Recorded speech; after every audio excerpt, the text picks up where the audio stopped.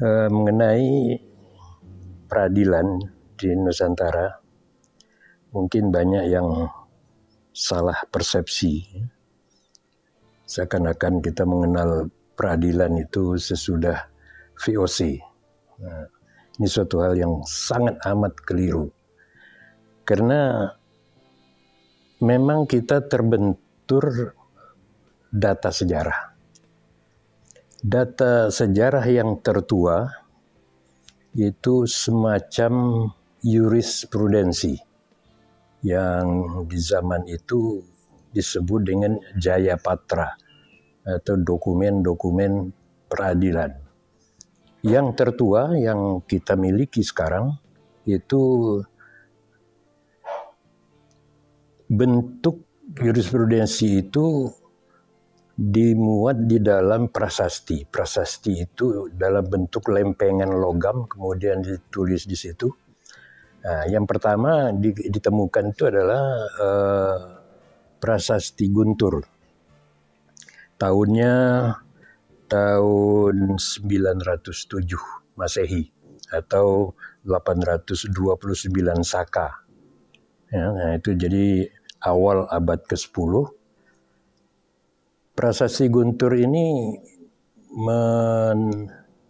mengabadikan suatu putusan di mana seorang wanita bernama Campa itu meninggal. Nah, kemudian suaminya, si Duda Empu Tabuel namanya, digugat oleh seseorang dengan dalih bahwa istrinya semasa hidup itu punya utang. Kemudian ini diperiksa di pengadilan zaman itu, yang diperkirakan itu di zaman Mataram kuno atau Mataram Hindu. Diperiksa, kemudian pada hari sidang pertama, penggugat tidak hadir. Hakim memutuskan perkara gugur.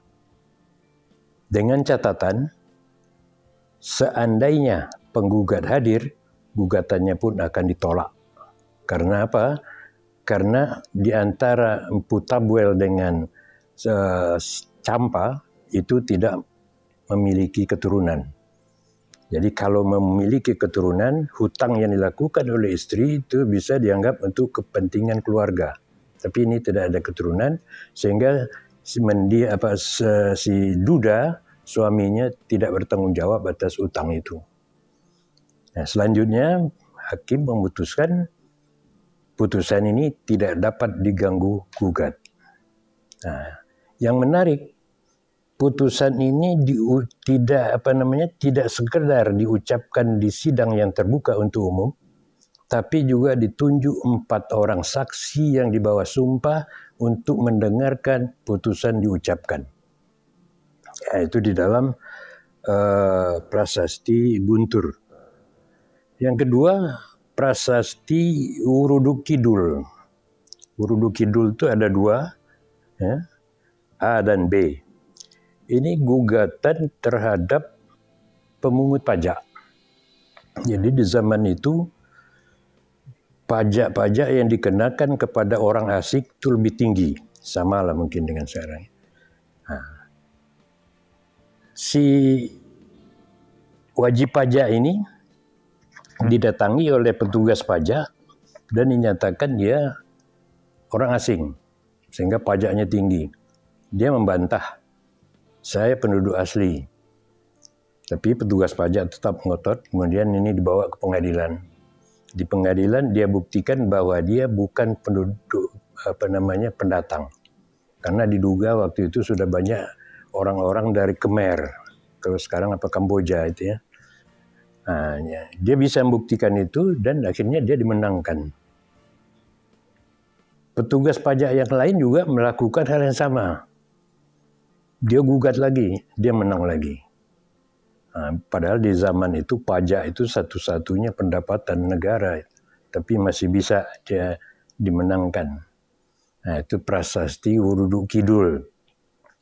Untuk zaman Majapahit, kalau di Mataram kuno dokumen-dokumen peradilan itu disebut Jayapatra, di zaman Majapahit dinamai Jaya Song, istilahnya itu di abad 13-14 lah.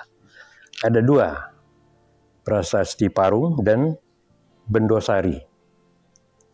Ini mengenai sengketa tanah. Jadi tadi Prasasti Guntur, kemudian Urudu Kidul A, Urudu Kidul B, Bendosari dan Parung itu sekarang ada di Museum Nasional kita. Jadi kita masih punya itu. Nah, itu kalau kita bicara. Nah, kemudian kita bisa berhipotesa bahwa setiap kekuasaan, apakah itu kerajaan, apakah itu VOC misalnya, sebelum Hindia Belanda, harus memiliki lembaga peradilan sebagai legitimasi untuk kekuasaannya. Nah, jadi hipotesa kita berarti kerajaan-kerajaan sebelumnya pun, ya, kalau kita lihat Prasasti Guntur begitu canggihnya hukum acara, berarti ini sudah beratus tahun ini. Bukan ujuk-ujuk pada waktu Mataram kuno saja. Berarti sebelumnya itu sudah. Nah, jadi kita bisa kalau mengacu kerajaan yang dianggap kerajaan awal yang dapat dilacak di Indonesia, di Nusantara ini adalah Kerajaan Kandis. Itu sebelum Masehi. Adanya di Sumatera yang sering dikaitkan dengan daerah Jambi, Kandis. Nah, kemudian yang kedua, Salakanagara, itu di Jawa Barat, itu tahunnya 130 sampai 326 Masehi, jadi abad kedua. Nah, kita sudah mengenal kerajaan-kerajaan dan hipotesanya setiap kerajaan harus memiliki pengadilan. Nah, kalau kita abad ke-10 saja Guntur itu begitu canggih hukum acaranya kan bukan hal yang baru, tapi suatu proses panjang itu. Nah, jadi itulah kalau kerajaan-kerajaan selanjutnya saya rasa juga mengacu kepada itu. Yang kita kenal selama ini kan kerajaan tertua, kerajaan Hindu tertua, itu Tarumanegara dan Kutai, kira-kira abad ke-4 lah. Nah, itu juga karena kita tidak punya data, tapi sudah bisa dihipotesakan mereka memiliki peradilan yang cukup canggih lah. Kalau abad ke-10 saja sudah canggih, berarti kan awalnya itu sudah dirintis itu bentuk pengadilan yang mantap. Nah, itu jadi kalau kita bicara kerajaan Tarumanegara itu di Banten sini. Kemudian Tarumanegara ini abad ke-10 runtuh karena pengaruh dari Sriwijaya. Nah, kemudian Sriwijaya merestui dibentuknya kerajaan baru, yaitu Kerajaan Sunda, bekas dari Tarumanegara itu, yang ini menjadi semacam negara bagian dari Sriwijaya. Nah, itu juga sudah memiliki juga peradilan. Nah, kemudian ini Kerajaan Sunda ini juga akhirnya runtuh juga. Nah, kemudian berdiri Kerajaan Banten Girang istilahnya. Nah, kemudian runtuh lagi, ganti Pajajaran. Nah, kemudian dikalahkan oleh Kerajaan Islam Demak. Muncullah Kesultanan Banten. Nah, itu kalau kita bicara di daerah Banten dan Jawa Barat. Nah, di daerah timur, Mataram kuno istilahnya, atau Mataram Hindu. Nah, itu yang nanti berkembang kemudian juga runtuh. Majapahit muncul. Nah, Majapahit juga akhirnya muncul, runtuh, muncul lagi season kedua dari Mataram Islam. Nah, itu sistem peradilannya sudah semakin canggih. Kalau kita lihat sistem peradilan di beberapa kerajaan-kerajaan itu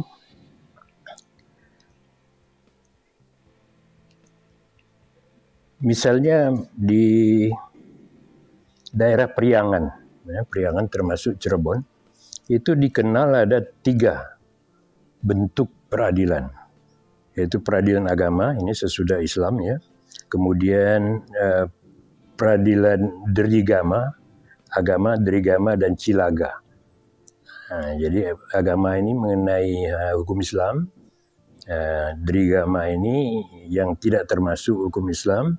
Nah, kemudian cilaga ini semacam peradilan wasit, pengadilan perwasitan. Jadi untuk orang-orang berniaga punya sengketa diselesaikan secara wasit, secara arbitrase lah kalau kita sekarang. Nah, begitu canggihnya itu di tahun di abad ke-17 lah itu.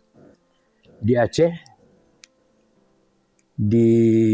ada seorang pengelana yang merekam itu di zaman Sultan Iskandar Muda, yaitu di tahun 1600-an. Nah, itu sudah dikenal 4 bentuk peradilan: pidana, perdata, agama, dan niaga. Jadi yang perdata, pidana, niaga. Kemudian di zaman sebelumnya di Majapahit itu ada 2 bentuk peradilan. Peradilan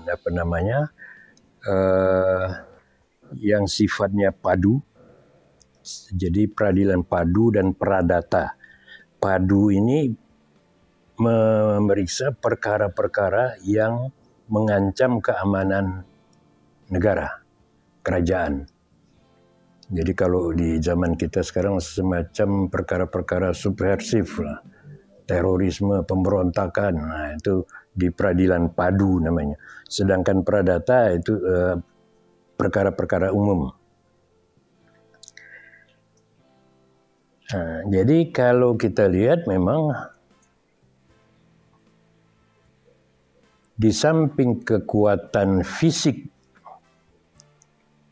harus dimiliki oleh suatu kerajaan atau kekuasaan, yang kedua adalah kekuatan non fisik yang sering saya contohkan. Seandainya di negara itu dipersonifikasikan sebagai tubuh manusia, nah eksekutif, legislatif itu fisik, nah, sementara yudikatif ini rohnya. Nah, jadi rohnya ini yang harus ada. Contoh, waktu VOC 1618 dia diberi izin oleh Sultan Banten untuk untuk bermukim di Kalapa, atau kemudian menjadi Sunda Kalapa, kemudian sekarang dikenal dengan Jakarta, untuk membuat benteng di situ, berniaga rempah-rempah. Sesudah membuat benteng, jadi benteng mungkin zaman itulah, bayangan kita kan mungkin bukan dengan beton tapi mungkin dengan kayu, bambu. Sesudah benteng, yang dibuat pertama oleh VOC adalah peradilan, yang mereka sebut dengan Schepenbanken. Nah, pengadilan untuk mengadili perkara-perkara yang muncul. Kita juga begitu. 17 Agustus 1945, proklamasi kemerdekaan. Besoknya, jadi itu 17 Agustus hari Jumat itu. Besoknya hari Sabtu, 18 Agustus 1945, Undang-Undang Dasar Negara 1945 disahkan. Besoknya, 19 Agustus 1945, berarti hari Minggu itu, Ketua Mahkamah Agung pertama lantik, peradilan. Undang-Undang Dasar, kemudian peradilan dulu yang dibuat. Nah, mungkin sepintas itu, kalau ada yang ditambahkan.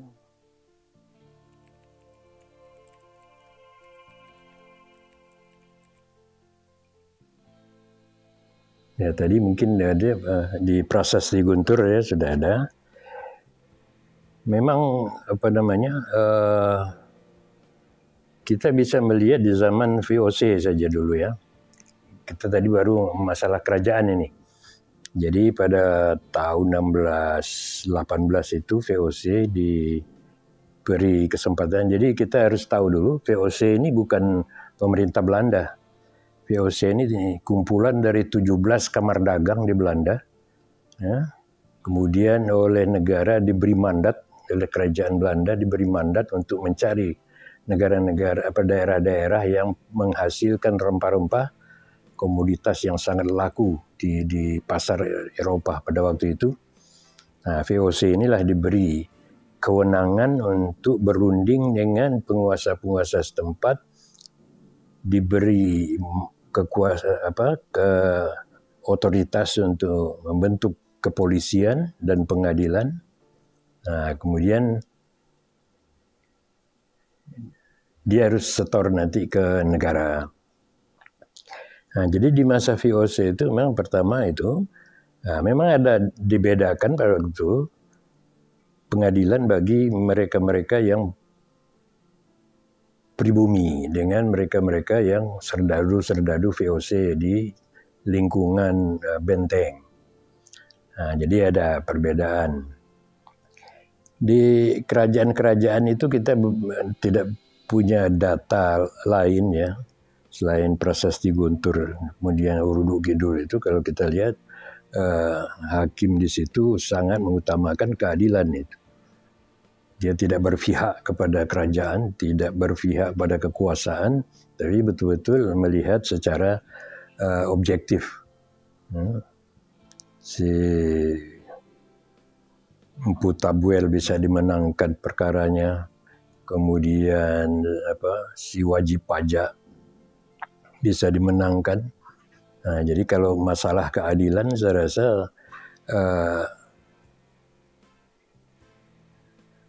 Nusantara ini bisa bertahan lama justru karena menegakkan keadilan.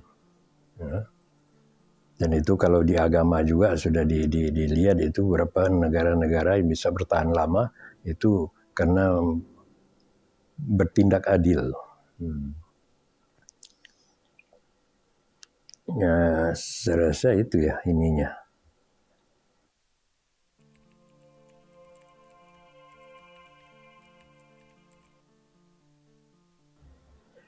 Di zaman Jepang, jadi ceritanya agak panjang. VOC ini bertahan hampir 200 tahun. Dari 1618, kemudian di akhir 1800 bangkrut. Kemudian bubar. Bangkrut karena korupsi, kemudian juga karena membiayai peperangan-peperangan di daerah-daerah yang menjadi koloni Belanda, baik kalau di Asia atau di kita, di Nusantara, di Afrika juga. Nah, sehingga akhirnya bangkrut. Pada saat kebangkrutan itu di Eropa sedang terjadi ekspansi besar-besaran Napoleon dari Prancis untuk menguasai daratan Eropa. Negeri Belanda dikuasai oleh Napoleon. Nah, kemudian Napoleon menunjuk adiknya, Kaisar Napoleon III, sebagai otoritas di negeri Belanda. Nah, kemudian daerah-daerah jajahan Belanda pun dikuasai oleh Prancis. Nah, kita mengalami itu di zaman Daendels. Jadi gubernur jenderalnya dulu dikirim ke Indonesia itu Daendels. Nah, waktu Daendels itu tidak terlalu banyak perubahan bentuk-bentuk peradilan dan pengadilan di Indonesia. Jadi kalau menurut penguasa berikutnya, jadi sesudah Napoleon kalah, jadi si Daendels ini dari 1807 sampai 1811 hanya 4 tahun, tapi dia berbuat banyak. Ya. merintis jalan Anyar Panarukan, kemudian juga melakukan reformasi di bidang pendidikan yang itu diakui sampai sekarang. Nah, di bidang hukum tidak terlalu banyak perubahan, ya. Dia hanya beberapa, ya, dia membentuk pengadilan tingkat banding dan pengadilan agungnya, Mahkamah Agungnya. Nah, kemudian Napoleon kalah, dikalahkan oleh sekutu. Jadi orang-orang bangsa-bangsa Eropa, negara-negara Eropa bersatu melawan Napoleon di bawah pimpinan Inggris, akhirnya kalah. Napoleon ditangkap dan diasingkan ke Pulau Elba. Nah, sementara jajahan-jajahan yang dikuasai oleh Prancis ini sebagian dikuasai oleh Inggris. Ex jajahan Belanda, yaitu Nusantara ini dikuasai sementara oleh Inggris dari 1811 sampai 1816. Nah, itu Letnan Gubernur Jenderal isinya waktu itu ditunjuklah Raffles. Nah, jadi di Raffles sempat bikin buku yang isinya lengkap betul mengenai satwa di Indonesia, mengenai adat istiadat, mengenai tumbuh-tumbuhan yang ada di Indonesia, termasuk mengenai peradilan. Dia mengakui di situ bahwa Belanda, ya, VOC waktu itu memang membiarkan penduduk pribumi menggunakan hukum mereka masing-masing. Ya, tadi kan di dalam benteng itu sudah berbeda mana yang dikenakan pada orang-orang Eropa, serdadu-serdadu VOC dengan penduduk pribumi, hukumnya berbeda. Nah, jadi itu yang disebut dengan apakah itu diskriminasi hukum atau pluralistiknya hukum zaman itu. Nah, di zaman Raffles melakukan perombakan besar-besaran, terutama di bidang hukum dan peradilan. Raffles menerapkan hukum Anglo-Saxon di Indonesia. Kemudian peradilannya pun menggunakan sistem juri. Di awal-awal Raffles berkuasa, juri hanya boleh orang-orang Eropa. Itu hanya berjalan 1 tahun, dia mengeluarkan dekret, penduduk pribumi boleh ditunjuk menjadi juri. Nah, jadi Indonesia itu kita ini pernah 5 tahun menggunakan hukum Anglo-Saxon pakai sistem juri. Nah, ini banyak yang nggak tahu ini. Itu di zaman Raffles. Nah, kemudian sesuai perjanjian di tahun 1816, sesuai dengan perjanjian London itu akhirnya Inggris menyerahkan daerah jajahan Nusantara ini ke pemilik koloni awalnya Belanda. Nah, sejak itulah 1816 itulah kita dikenal dengan Hindia Belanda. Jadi kalau sebelumnya itu zaman VOC, kalau di kita istilahnya itu zaman company. Nah, sesudah 1816 itu yang disebut dengan zaman Hindia Belanda. Nah, itu kekuasaan kerajaan Belanda sudah betul-betul menjadikan ini daerah jajahan. Menunjuk gubernur jenderal untuk berkuasa di sini. Nah, jadi sistem peradilannya pun mulai diinikan lagi, ditata kembali. Nah, jadi memang banyak variasi. Jadi ada peradilan negara istilahnya, ya, Government Rechtspraat, kemudian ada peradilan Bumi Putra, Inheemse Rechtspraat, yang terdiri dari 3, pengadilan Bumi Putra, ya, kemudian pengadilan adat, kemudian ketiga pengadilan agama. Jadi pengadilan pribumi itu Inheemse Rechtspraat itu terdiri dari peradilan agama, peradilan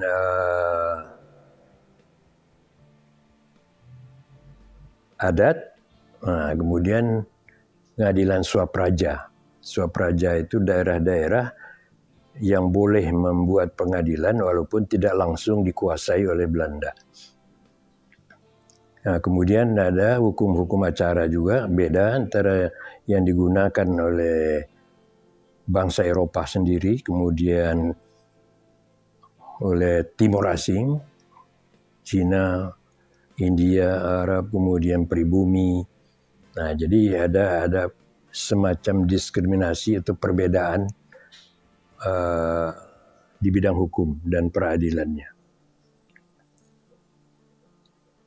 Kemudian juga mungkin yang perlu kita tahu bahwa di satu sisi itu memang keberagaman hukum dan peradilan di masa itu dari sudut kacamata praktis. Ya.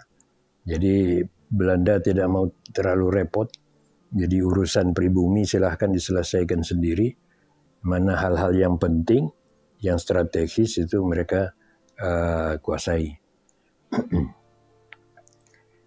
Nah, jadi ada perbedaan antara pribumi dan non-pribumi atau penggolongan penduduk lah. Bangsa Eropa, Timur Asing, dan pribumi. Nah, kemudian peradilan juga dibedakan, yang kemudian juga hukum acaranya juga beda di Jawa dan di luar Jawa. Yang kita kenal dengan HIR dan RBG, itu juga berbeda-beda. Nah, inilah yang waktu kita merdeka, langkah pertama adalah menghapus keberagaman hukum ini.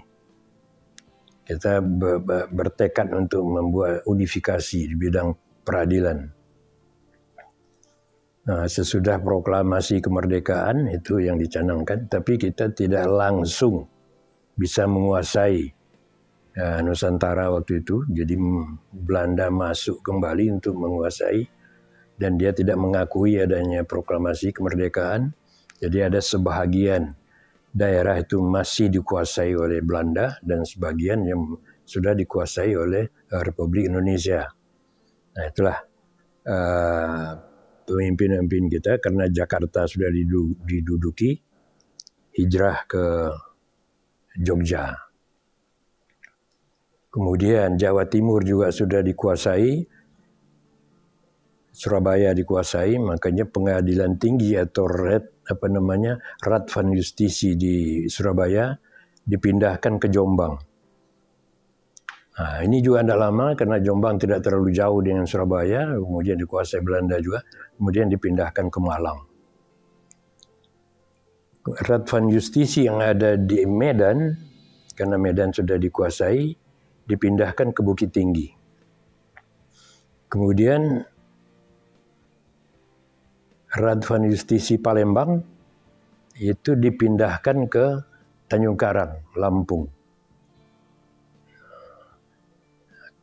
Berkembang lagi sesudah Jakarta dan Banten diduduki Belanda. Nah, ini dimasukkan ke dalam wilayahnya Pengadilan Tinggi Palembang yang ada di Lampung. Jadi Pengadilan Tinggi Jakarta waktu itu dikuasai Belanda, Banten dikuasai Belanda. Nah, kita memindahkan kekuasaan itu ke Pengadilan Tinggi Palembang yang berkedudukan di Tanjung Karang, Lampung. Nah, sesudah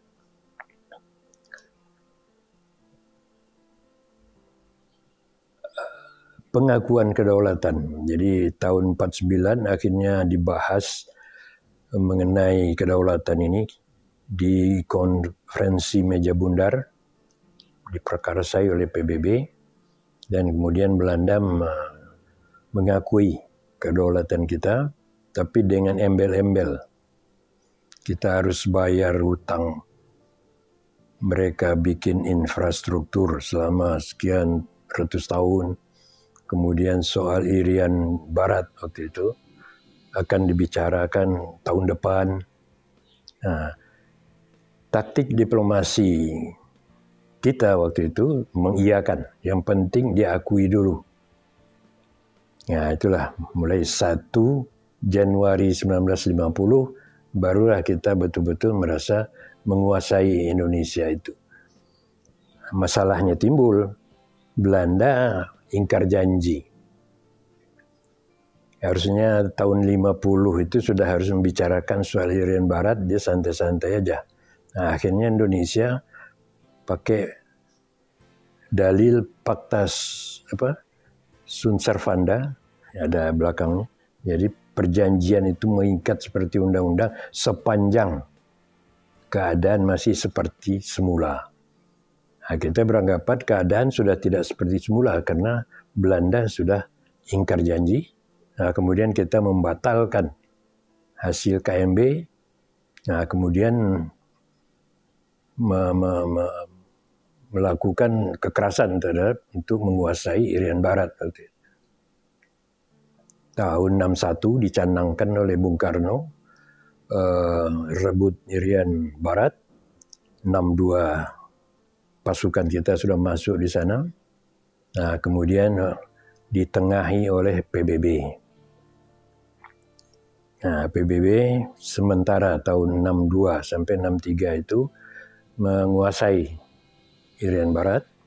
Nah, jadi pengadilan pun di masa itu berada di bawah UNTEA istilahnya itu, United Nation Temporary Executive Authority. Nah, pemerintahan PBB sementara di Irian Barat. Kemudian 63 diserahkan ke kita dengan syarat 69 nanti adakan referendum penentuan pendapat rakyat. Orang Irian ini mau ikut Belanda atau ikut RI atau mau berdiri sendiri. Hasilnya mereka mayoritas ikut RI. Nah, itu tahun 69. Nah, kita juga membenahi peradilan di sana. Yang waktu saya di sana calon hakim itu tahun 71 itu masih dalam proses penghapusan peradilan swapraja dan peradilan adat. Jadi di mana daerah-daerah yang sudah dihapuskan pengadilan adatnya, sementara perkara-perkaranya masih masih terbengkalai, itu diambil alih nanti oleh pengadilan negeri untuk disidangkan. Nah, itu tuh mungkin sedikit lintasan sejarahnya itu. Jadi untuk Irian itu sekarang Papua itu agak berbeda. Tapi kemudian sistem peradilannya kita samakan dengan sekarang.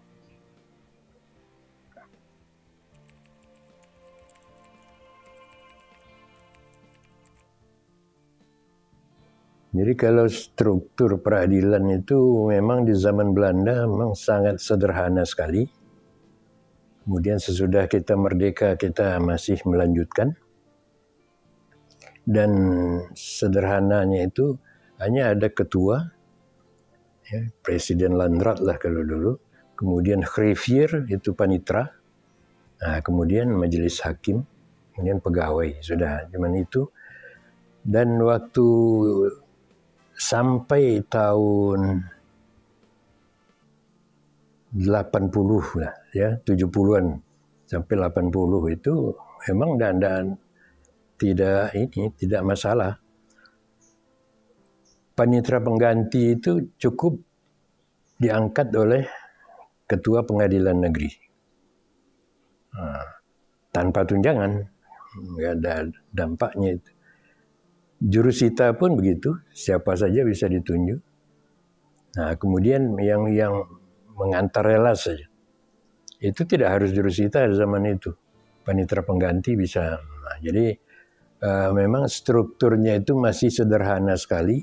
Jadi kalau sampai sekarang pun serasa juga masih sederhana. Sama dengan struktur desa, kades, sekdes, kaur. Nah, di pengadilan juga nggak jauh beda. Ketua, wakil ketua, panitra dulu, ya. Nah, kemudian ke bawahnya kaur. Sekarang dipecah jadi sekretaris dan panitra, baru nanti sekretaris membidangi lagi ke bawah, panitra ke bawah. Yang sebetulnya tidak ini. Ada untungnya karena struktur yang sederhana mengakibatkan rentang kendali itu tidak berlarut-larut, pendek. mudah diawasi, kemudian mudah digerakkan, dan memang kita tidak butuh rumit-rumit itu struktur pengadilan itu.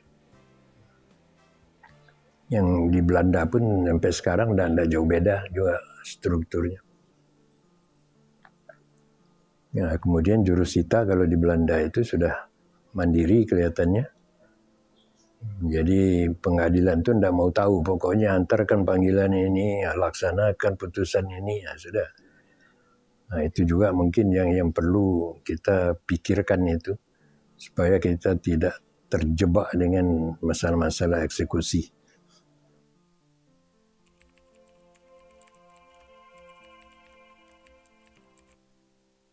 Dirjen Badilum itu saya juga kurang mengikuti ininya ya, perkembangannya. Jadi kalau dulu itu kata mungkin dari Dirjen Badilum ada tahun kapan mulai dibentuk itu.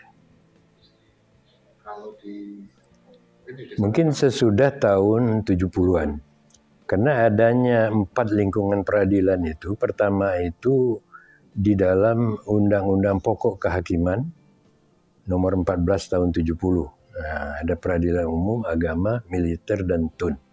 Nah, mungkin pelaksanaan dari Undang-Undang 1470 inilah pembentukan Dirjen. Dirjen Badilum, kemudian agama masih di bawah Departemen Agama pada waktu itu, militer masih di bawah Mabes TNI, Mabes ABRI waktu itu. Nah, yang untuk Badilum digabung ya, antara peradilan umum dan tata usaha negara. Ya, mungkin sekitar tahun 70-an itulah. Karena tahun 71 itu sepertinya sudah mulai ya. Nah, cuman karena saya penempatan pertama dulu di Irian Barat, nah, jadi urusan kita tidak ke Dirjen karena ada biro khusus Irian Barat pada waktu itu. Ya, jadi kalau zaman Belanda itu memang sistemnya 2 atap.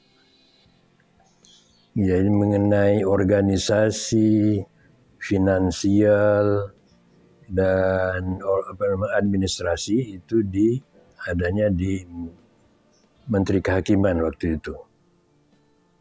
Menteri Kehakiman zaman Belanda ya.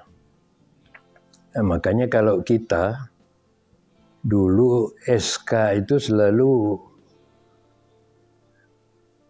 kodenya JZP atau JP. Nah, jadi JZP itu diperkirakan adalah Justitieel Zaken Personeel. Nah, jadi personel di urusan-urusan kehakiman. Tidak tahu sekarang kayaknya sudah tidak dipakai lagi. Kalau dulu masih. Saya berapa tahun sudah jadi cakim itu masih pakai YZP. Tidak tahu mengalami.